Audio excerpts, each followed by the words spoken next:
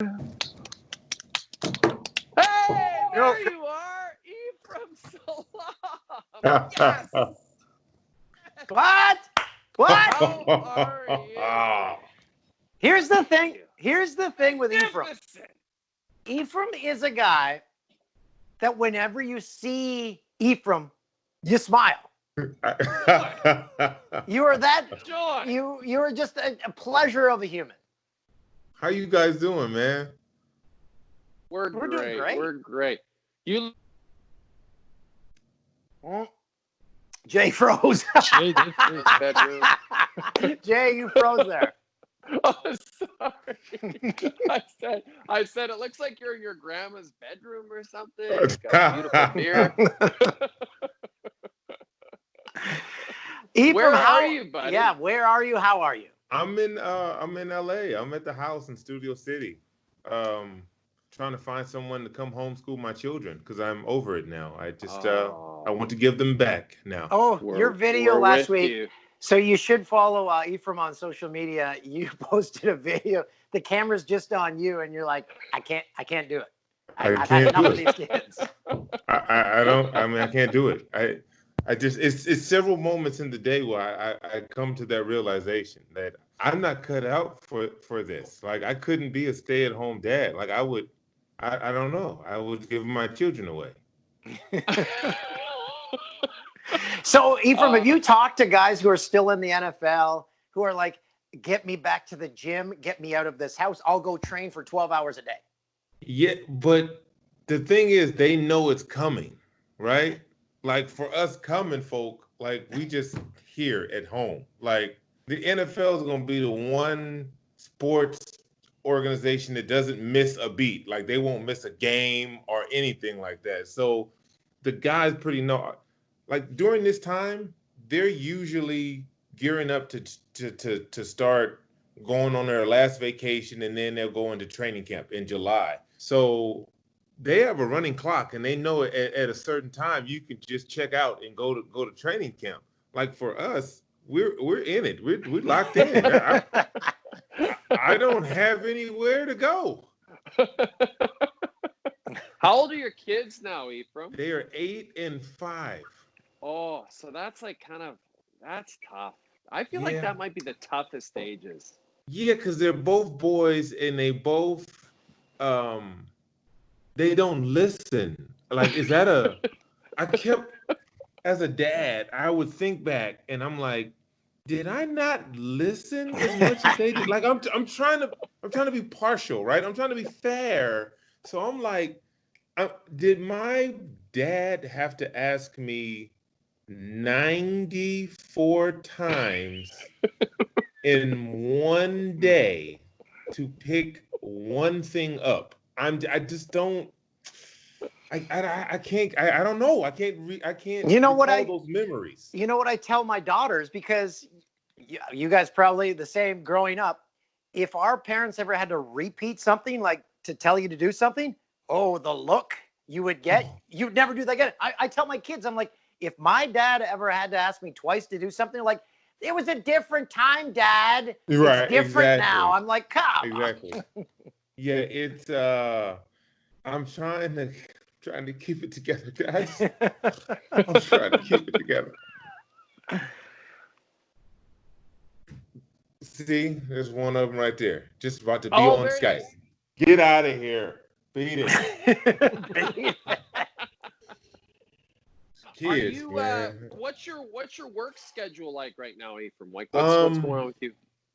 I'm writing on the television show right now. So we're writing from home. And I do the weekend radio, Fox Sports Radio. So I'm pretty open. I have too much time to maybe. I wish I was busier. That way I wouldn't have to homeschool so much. Yeah, because Ephraim, you're a movie producer. Like you produce movies, so everything is shut down in that industry. Yeah, we were supposed to be actually in production for a TV show and a film this summer. Like I would be in Atlanta now shooting both of those.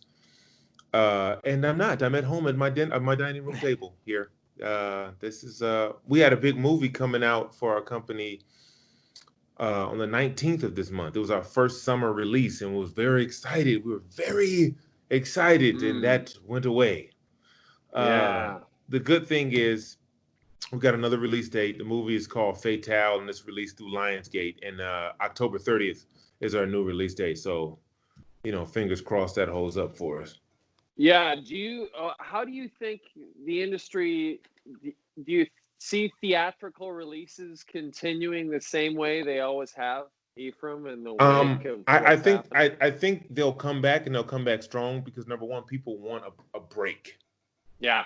People right? want out of their houses. People want to get out. People want a break, and people want to be transported to another dimension, so to speak. And that's what film does. Film, books, music, concerts, all of those things, sports, they take us away from our everyday grind and the mental wear and tear of our lives. And so once we get this corona thing under control, and there'll be new social distancing guidelines for theaters and all that, but I think film will come back in a strong way. But I also think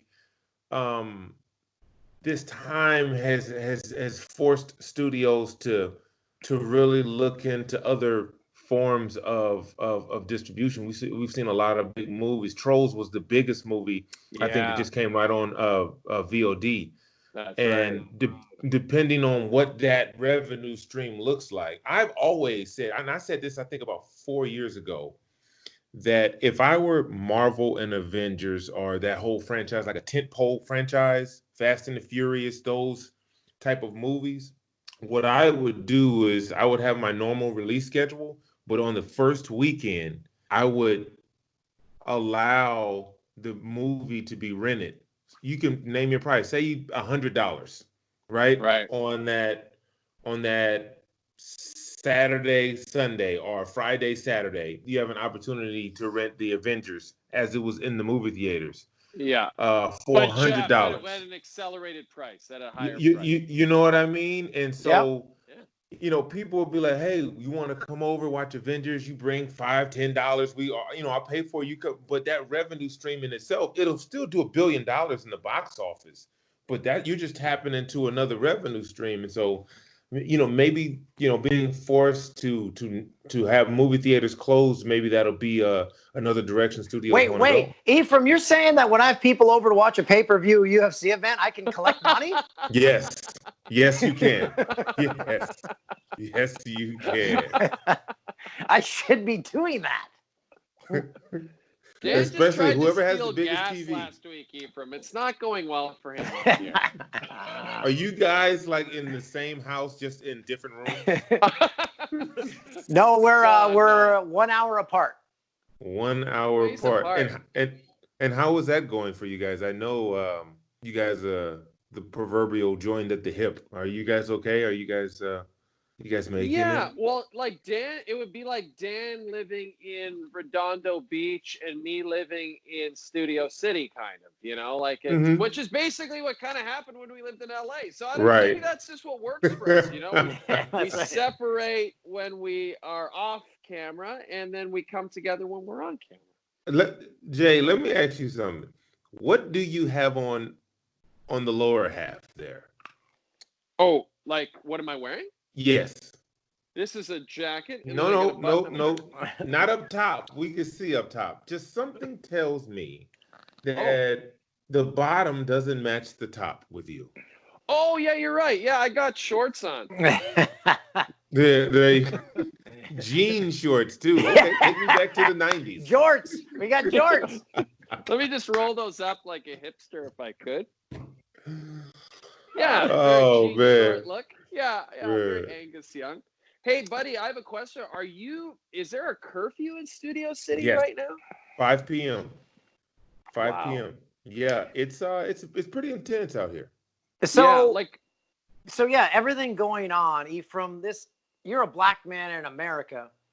Are you like, okay, here we go again? Or are you thinking, okay, finally something's going to happen? It's a combination of both, because this is a story we've seen so many times. This is not a new story. What happened to George Floyd or Breonna Taylor or the woman calling the man on the dog, the police on the bird watcher. These are things that are they have been inundated in our country, in our society since the beginning of this country. And the response though is been different. And the response and the magnitude of the response and the sheer size of the response um, is actions speak louder. And what's happening is the Black Lives Matter movement has been going for a while. It has never had more traction or more supporters than it has now. And that's a positive thing because it matters and it means something. And until it matters on a judicial level, then it's all for naught, right? So and until it matters uh, on a policing level and on a mayoral level and a governorship level, like that's when change happens. And we're seeing that now. We're seeing prominent police officers, police chiefs come out and speak about what's happening and condemning everything that's going on. Hey, I'm sorry, I can't with these kids. Yeah, it's all good. It's all good. It's Um, talk about a tension breaker. Your kid just opens the door. like I'm pointing, go the other way. He's just gonna do his own thing. Someone's not eating tonight. I can tell you that. But can I ask you something? Ephraim? Yeah, Like absolutely. you have an 8 and a 5-year-old. Like one thing that has been talked about so much over the course of the last week is the fact that not just Black people, but everybody has to talk to their kids about racism. And what age can you talk to them about it? And what do you say to them? Have you had those conversations with your sons already about it? No, I personally, uh, I want to, I want to protect them longer. Right. And some people may agree or disagree with that, but for me, um, taking away a child's innocence when it's not warranted. Now, granted, um, through my successes, I've been able to afford our family with the ability to be in places like Studio City, which, although it has its own challenges, it definitely negates a lot of the other challenges when it comes to things a child shouldn't be exposed to. And Right. so I think it's very important for a child to be a child for as long as he can be. And I don't need him to have anxiety or grow up to be anti-police because he doesn't quite understand what's going on or what I'm trying to tell him. Right? It's all about them being able to comprehend what I'm trying to get across. And 8-year-old, 5-year-old, they don't have the bandwidth to be able to, one of my closest friends is an LAPD, right? So he's out dealing with what's going on right now. I talk to him all the time. I'm extremely worried about him. He's an uncle to my children, right? So I don't want to ever, undermine their relationship because they may not understand that all police aren't bad and they just will see things that they won't be able to process and they'll form their own opinions, and I'm trying to keep them from that as much as possible. Right. So Ephraim, in conversations we had when we worked together, you would tell me about your upbringing and how you'd be harassed by police, how you and your family, you'd hear the police rolling down your neighborhood and you have to hit the floor. Like it sticks in my brain. I'm like, I could not ever imagine that. And that was your normal. Yeah, and I think a lot of people are realizing this. So when there's outrage in the African American community when police kill unarmed American citizens, a lot of people don't know what that frame of reference, like where that anger comes from, right? Because it doesn't seem like it's a lot. Like it's just like, oh, this happens and that happens, and FBI says only 19, unarmed African Americans were killed. Whatever that is, when you've been traumatized over and over and over again, one is too many. So as I'm explaining to people, and they, like you said, you can't tap into anything. Like, you don't know what, you're just like, what? That sounds crazy. That's ridiculous. Why would that ever happen? It's hard for a lot of people to comprehend that, so they don't necessarily, or they didn't necessarily understand Black Lives Matter. And one of uh one of the most disrespectful things you can say when someone says Black Lives Matter is all lives matter, right? Because now you're coming from a place of not understanding a point of view. Now, by people saying Black Lives Matter, that doesn't negate the value of any other race, creed, nationality, citizenship at all. What we're just trying to point to is the systemic racism and segregation our people have gone through since the beginning, since the founding of this country. And that's hard for a lot of people to process because none of us were alive back then. People have even said, you got to let slavery go. How, when it's embedded in the things that we do? The 13th Amendment states that if a person is convicted of a crime or goes to prison, they become a slave. Their rights are like, wait a minute. And so once you really look at the genesis and the origin of our pain in this country, seeing George Floyd being murdered, begging for his life for 9 minutes on national television, it's a heavier weight than it's just one guy. Yeah. And more people like yourselves are seeing this and understanding, because you guys are now asking the questions, and that's the progress that I like. And then I think about the NFL, and I think of Colin Kaepernick, and there's been a lot of Colin Kaepernick talk over the last few days. And man, even it was a silent protest. They want silent protest. You can't get more silent than that. He was ridiculed, and his career was essentially ended, right? Yeah. By collusion and whether it was a conspiracy, whatever it was, he clearly was better than, at the very least, Ephraim, a lot of backup quarterbacks in the National Football League. At the very least, exactly. He could, at the very least, have been an excellent backup in a number of markets. And he was shut out from that because of silent protest. And now it's amazing because you feel like he's going to end up on the right side of history. But I always think about Kaepernick. I think I know it's worth it in a way, but I also wonder, man, that's just a shame that a guy who went to the Super Bowl, by the way, and took a team to the Super Bowl, had his career end like that. Man, talk about the ultimate sacrifice that he made. Yeah, and the funny thing is, people are like, "Wow, he was right." Exactly. People who were vehemently opposed to the way he protested, the actual protest, all of that, are now saying, wow, we probably should have listened more.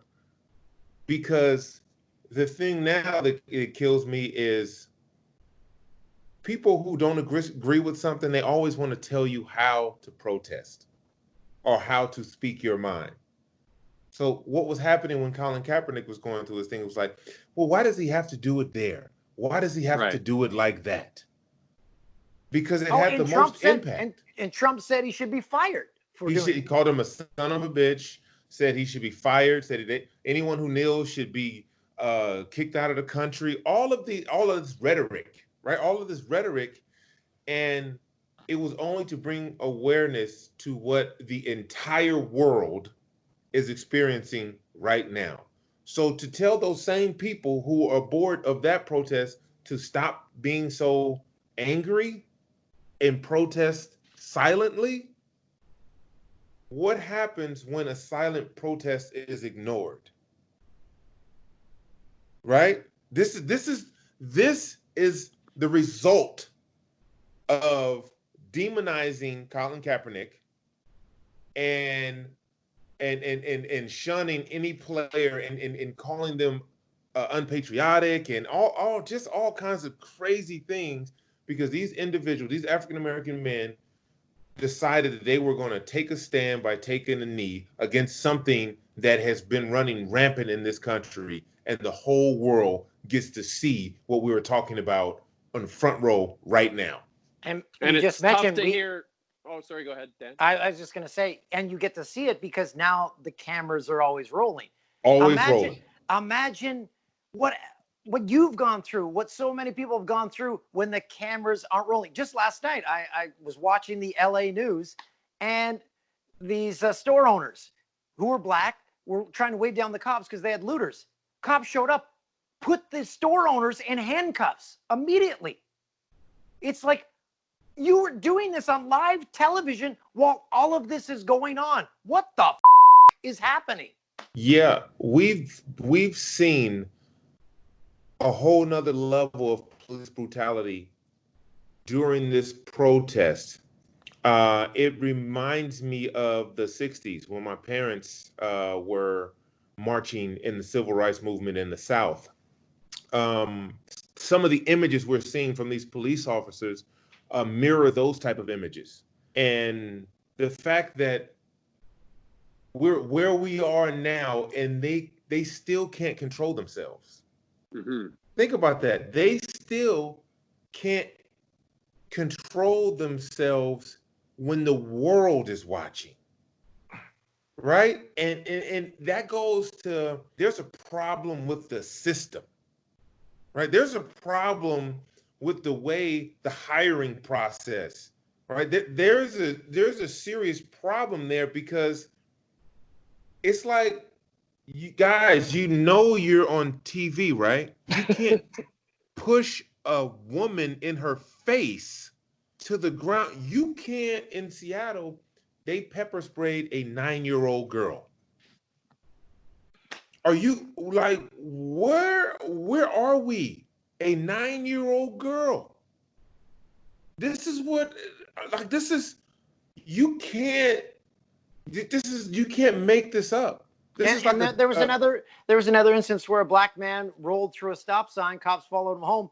His grandma came out to protect him. They threw the grandma on the ground. She had a cane. That's what happens. That's what happens. Do you know they killed Breonna Taylor in her home? Mm-hmm. They shot her 8 times looking for someone who's already in custody. Nothing happened to those police officers. What in the hell is going on? Yeah. This is the world we live in. That's why they're rioting across the world. Canada, Germany. It was 1 million people marching down the street in Auckland, New Zealand. Ephraim, in my hometown of Peterborough, Ontario, I think the population is like 97% white. They protested today for Black Lives Matter. I love it, because that's the only way the change can happen. This is becoming like a UN problem, right? When the UN gets together and there's genocide in Rwanda or wherever, we get together as nations and impose sanctions or create all types of laws and aid. This is what's happening right now. The world is speaking out about the dirty, dark secret that America has built its foundation on. And that's the mistreatment of African Americans in this country, period. And then when you have a president who, let's be honest, is essentially inciting the violence itself by his actions. You know what? It's so hard, because you want to just rail off and be angry. But if you do that when you talk about Trump, then that automatically shuts off people who you actually need to be reaching. Right. Right? Because they're like, oh, you're just mad, or oh, look how angry you are. So I hold that stuff down inside, and I just let a man's actions speak for him. Oh, the Bible moment on Monday was the most comical thing I've ever seen in my. And he wanted to look tough. I'm walking outside. I'm tough. And now the pastors are I don't know. The what church was like, we're not like, with him. we are no part of this. We are not with him. And he was trespassing because he wasn't even supposed to be over there. Oh. And I love it. People are like, it looks like he doesn't even know how to hold a book. I'm sure he's never opened the Bible. It might not even been a Bible. We don't even know what book that was. We don't know that. How's everything else? You good? Hey, by the way, everyone forgets there's a pandemic going on. Man. COVID-19 is still going on. Okay, so we've got this. We've got the protests going on. We've got COVID. We got the biggest recession maybe ever, and then the murder hornets. We need one more. We need one more thing. We need a five-fecta. Do we? Oh, it's going to be the largest hurricane season on record. No, just FYI. No. Yes, that is happening right now. Why are we laughing about that? That's happening right now. Oh my God! On record.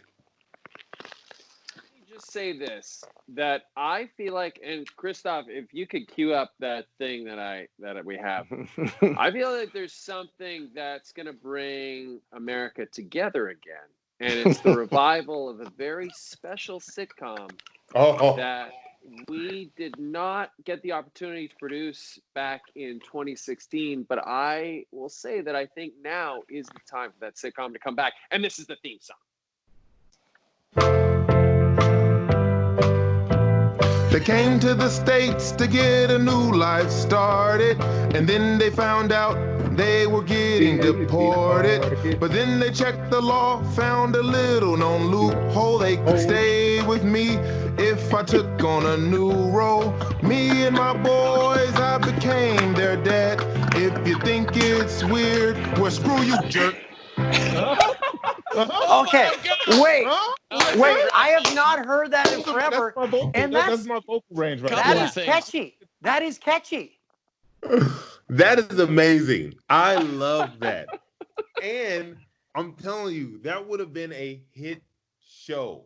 Me adopting two grown Canadian men as my sons so they could stay in the country and we can continue to work together. So the backstory, Ephraim pretty much explained it. I don't know if we were all, maybe Jay and I were smoking weed at the time. I don't know, but we were like, hey, what about me and my boys? Me and my boys. And we just kept riffing. We're like, Ephraim like tucks us in at night. And we came up with that theme song. I think there was even an animation that was made. And now, Ephraim, you have a production company. You can make this happen. We can actually do it. I can actually write a pilot. I can write a treatment for it. Hey, we work for a major media conglomerate. They would pick it up. They need content. Okay, so what I'm gonna, and I'm dead serious about this. What I'm gonna do is I'm gonna put pen to pad, and I'm going to write a treatment, and I'm going to start on the pilot episode for me and my boys. Yes, love it. This is incredible. Finally, something in 2020 that's positive. The only thing I request is like the most outlandish laugh track in the history of television. Oh, 1,000%. You don't even have to worry about that. Crave TV, I hope you're listening. Crave TV, our company owns them, and they're going to love this. Let's do it. They need content. Might as well. Let's make it happen. Well. At the very least, let's do an animated version. Oh, that'd be amazing. Right? Let's do an animated. Then we could just lend our voices to it, and you could be in Studio City, and we'll be up here, and we'll record those voice tracks.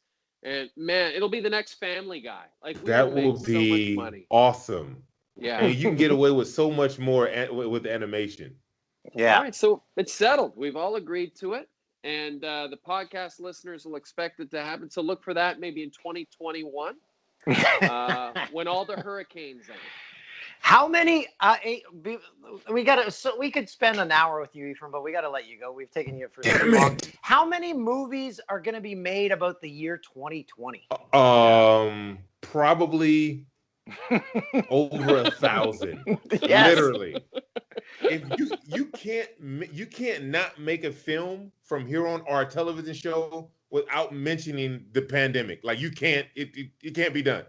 Yeah. I just laugh about how 2019 people are like, oh, thank God 2019's over. I'm like, we didn't know it was coming. Can we go back, please? Yeah. Can we just go back to that? We did a podcast tour and we had sold out shows. It seems like it was 20 years ago. Like it really does. So the humans came into theaters and gathered together. Oh, that's Ron. That's Ron the cat. Yeah, Dan's got a cat. That cat's got to be in Me and My Boys. Hey, yes. Ron. Yeah, Ron's in Me and My Boys. Who names the cat Ron? So my daughter, my oldest daughter, is a big Harry Potter fan. So there's a boy and a girl cat. So we wanted to find boy and girl names from like a movie or something. So Ron and Ginny Weasley from Harry Potter. So Ron all of those names in Harry Potter, and Ron and Jen are the ones that come. Yeah, they're the brother and sister because they're brother and sister. Dumbledore. Right. What about Slytherin and Dinkledory because we needed a brother and sister. We needed a brother and sister name combo. Okay, if you say so. That's what you get. That's what you get for letting your kids name things. Okay. Exactly. All right. Exactly. Ron is going to be a big part of Me and My Boys. I'm okay with that. I'm okay. Can Ron talk? Can Ron talk? But he only talks. Yes. He only talks to me. Like yes. I love that so much. So Ephraim, who is the voice of Ron? We have to think about that. Oh my God. Oh. What if it's like Tracy? What if it's like Tracy Morgan or something? So, but here's Ron. So at the end of the day, you've tucked Jay and I in. Ron comes in, sparks a cigarette, and is like, "Those kids are up." I'll say this. How about this name, Mike Tyson? Boom. Let's yes. Oh, that's good. Right? Yeah, that's good. I like that. He's looking for work always. Okay. Mike Tyson. Again, I always say Mike Tyson Mysteries may be the greatest 15-minute show in the history of television. Every single episode. I love it. Yeah. Man, it's great to see you. I miss you guys, man. We miss you. Age. I mean, what is your secret? Trust me, I'm aging. Trust me. No, have you thinned out? You look like thin. Well, I'm trying to. God damn it, Ron, get off the camera. Yeah, Ron, enough. Gee. Hey, put me down, man. Always picking me up. The show writes itself, doesn't it? It writes itself. It's easy. It's so easy. It so writes itself. All right, my friends, stay safe. I hope the boys are okay and the family's good. And it's awesome to see you, man. Awesome I love you guys, man. I really, truly love you guys. We love you, love you too, my friend. And if this thing don't shake out the right way, I might be coming up there to live with y'all. So we got the room. There's a lot of country and not a lot of people. Is it a dungeon? Both of you guys look like I don't. But wait, Jay's beds might fit you. My beds will not fit you. Wherever Ron is sleeping, I'll hang out with him. See you, buddy. See you, buddy. Right, I love you guys, man. Okay. Love you, buddy. Right. Take care. Bye. See you. Oh, what a gem.